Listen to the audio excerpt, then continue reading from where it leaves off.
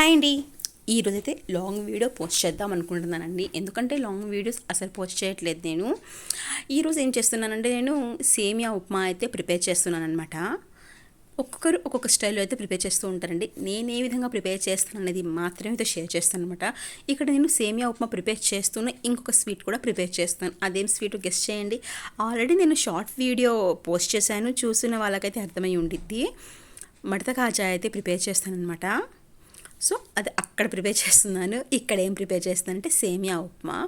Oil అయితే వేసేసుకున్నాను. ఆ తర్వాత 2 ఆనియన్స్ తీసుకున్నానండి. 2 ఆనియన్స్ అయితే సరిపోతుందనమాట. అంతే. మనకు సేమియా ఉప్మాకి ఎక్కువ ఇంగ్రీడియంట్స్ కూడా ఏం పట్టదు. ఆయిల్, ఆనియన్స్, అలాగే టొమాటో, పచ్చిమిర్చి, కరివేపాకు, కొత్తిమీర ఉంటే కొత్తిమీర వేసుకోండి, అది మన ఇష్టం.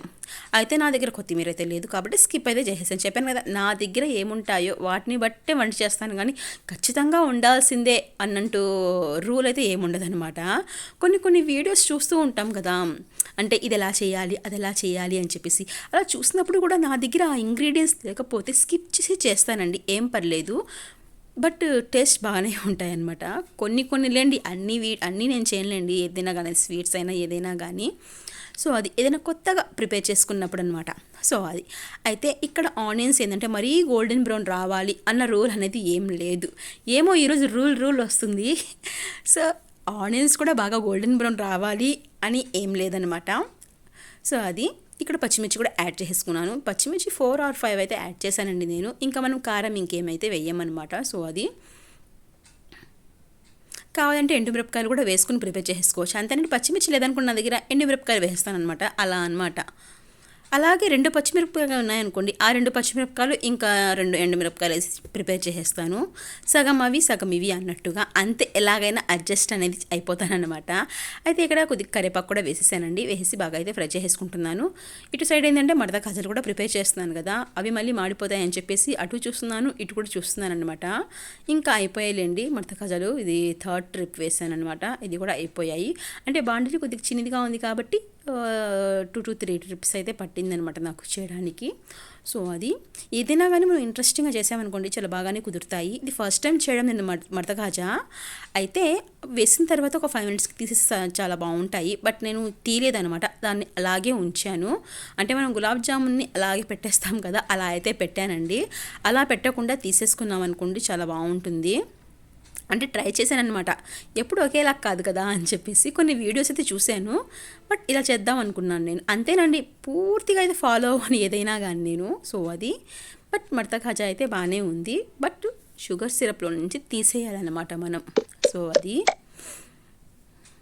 అండ్ ఇక్కడ ఆల్రెడీ నేను సేమియాని ఏంటంటే ఫ్రై చేసేసుకొని పెట్టేసుకున్నానండి. అటు చూస్తూ ఇటు చూస్తూ ఆ 2 చేసేసరికి ఏంటంటే కొద్దిగా మాడిపోయిందనమాట సేమియాలు. కొద్దిగా మాడిపోయినవి తీసేసి యూస్ చేసుకోవచ్చు మనమైతే. సో అది ఇక్కడ చూసారు కదా, బాగా ఫ్రై చేసుకుంటున్నాను. ఇక్కడ టొమాటో కూడా వేసేసానండి ఆల్రెడీ. వేసేసి టొమాటో కూడా నేను మూతైతే పెట్టేశాను అనమాట. అలా కాసేపు మూత పెట్టేసామనుకోండి బాగా అయితే ఫ్రై అయిపోద్ది. సో చూసారు కదా కలర్ అనేది ఎలా వచ్చిందో. ఈ విధంగా ఫ్రై అయిపోతే సరిపోతుందండి మనకు. ఆ తర్వాత ఇక్కడ మనం వాటర్ అయితే యాడ్ చేసేసుకోవాలి. నేను 1 glass సేమియాకి 2 glass ఆఫ్ వాటర్ అయితే వేసుకోవాలి. నేను ఇక్కడ 1.5 glass సేమియా తీసేసుకున్నాను కాబట్టి 3 glass వాటర్ అయితే తీసేసుకున్నాను నేను. సో అది ఆ తర్వాత ఇక్కడ నేను సాల్ట్ అయితే వేసేసుకుంటున్నానండి. సాల్ట్ దగ్గర మాత్రం మనం కొద్దిగా తక్కువే వేసుకోవాలండి. ఎందుకంటే తక్కువైనా పర్లేదు తినగలము, కానీ ఎక్కువ అయిపోతే తినలేమండి. అది మాత్రం కొద్దిగా గుర్తుపెట్టుకోవాలి మనం. అలాగని చెప్పి అసలు సాల్టే వేసుకోలేదనుకోండి, అబ్బా అసలు తినలేమన్నమాట. అది గుర్తుపెట్టుకోవాలి అన్ని పాయింట్స్ మనం. సో అది ఇక్కడ బాగా వాటర్ అనేవి తెరిలిన తర్వాత ఇక్కడ సేమియా అనేది యాడ్ చేసేసాను నేను అందులోకి. సేమియా మనం వేరుగా ఫ్రై చేసుకున్నప్పుడు నెయ్యి కూడా యాడ్ చేసుకుని ఫ్రై చేసేసుకోవచ్చు, ఏం ప్రాబ్లం లేదు. నేను మాత్రం నార్మల్గానే ఫ్రై చేశానండి అంతే.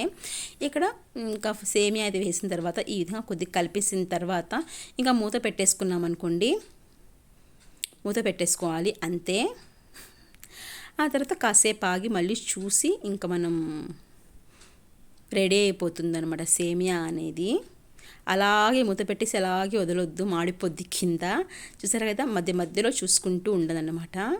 వాటర్ అనేది చాలా వరకు ఇంకిపోయాయి కదా. ఇంకాసేపు మనం 5 మినిట్స్ లో ఫ్లేమ్లో పెట్టేసామనుకోండి, సేమియా అనేది మనకు ఈజీగా అయితే కుక్ అయిపోద్ది. టేస్ట్ కూడా చాలా బాగుంటుంది నిజం చెప్పాలంటే. వాటర్ కూడా మరీ ఎక్కువ వేసేసుకోకూడదండి, మరీ గుజ్జు గుజ్జుగా అయిపోద్ది అనమాట.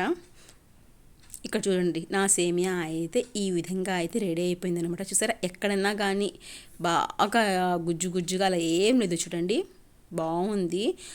బట్ ఇలాంటి సేమియా ఉప్మా ప్రిపేర్ చేసుకున్నప్పుడు మాత్రం నాకు మాత్రం చక్కెర వేసుకుని తింటే చాలా బాగుంటుంది. ఆల్రెడీ నేను నైటే తిన్నాను, మార్నింగ్ కూడా తిన్నాను. సూపర్గా ఉంది నిజంగా సేమియా ఉప్మా అయితే. మీరు కూడా ఇలాగే ట్రై చేసేసుకోండి.